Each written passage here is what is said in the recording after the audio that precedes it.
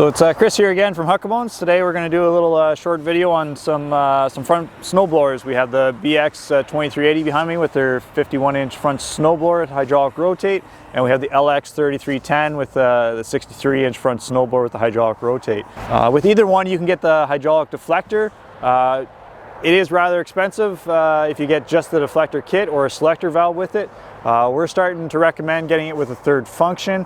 That way you're able to get the hydraulic deflector, as well as if you ever want to get a grapple, you have that with you as well. You have to go with the Lamprey third function, not the Kubota third function. It gives you the ability to have that hydraulic deflector, as the third function stays with the tractor and not on the loader like the Kubota one.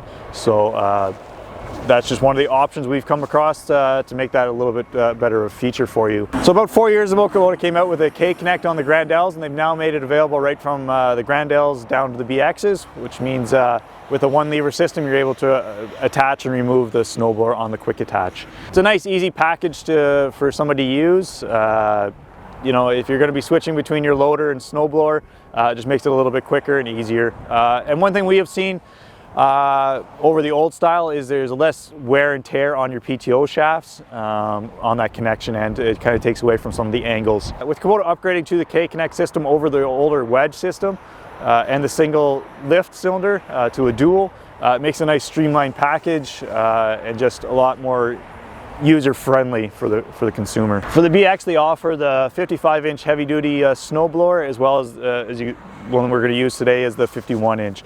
On the LX, the standard is a 63. They also offer a 64-inch heavy-duty, as well as a 51-inch for doing sidewalks. We've sold a couple of the 64-inch heavy-duties now. They've only been available since the fall. They're a fantastic blower. They're basically the K64 turned around for a front snowblower. Very heavy duty. They're going to be an amazing blower. They're quite expensive. The 63-inch behind me is going to be about $6,500 to $7,000, and whenever you fully load up the 64-inch, you're going to be about $8,500, if not closer to $9,000. So you can see there's quite a price difference. So you want to be blowing a lot of snow with the heavy-duty ones.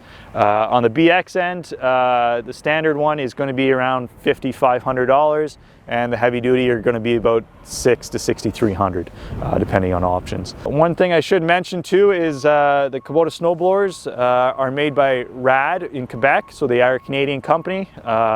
Canadian owned and designed. They're constantly upgrading and working together. They do have a fantastic working relationship, and yeah, they just do a great job. There's not a whole lot to talk about on snowblowers. They kind of do what they're supposed to do. We're going to do a quick demonstration with using each one, so you can kind of see. We're going to do the BX first, so I can get a little bit cold and then enjoy the cab after.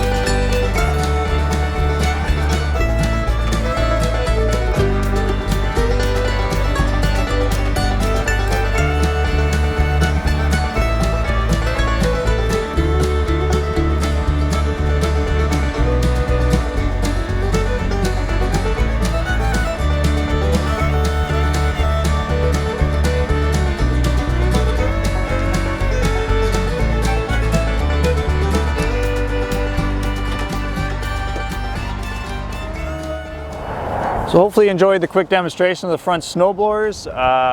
One thing I forgot to add before is they all come with skid shoes on the bottom, so easily adjust whenever you're starting in the fall or early winter kind of idea. You want to adjust those up so you're not digging in too deep. After that, it's all shaft driven, so there's a couple shear bolts on there.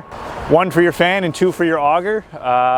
One thing that people sometimes mistake is they'll have the augers lined up together so that the augers are going together where they should be offset so that they're kind of throwing the snow into the fan separately. Again, the operator's manual explains all that, just something to know in the future if you do end up purchasing a front snowblower for a Kubota. So that's pretty much all I have to talk about today. Hopefully you enjoyed the video. If you did, please like and subscribe, and if you have any comments, please leave them down below, and if there's anything you want to see in the future, again, please leave that and we'll try and get to it.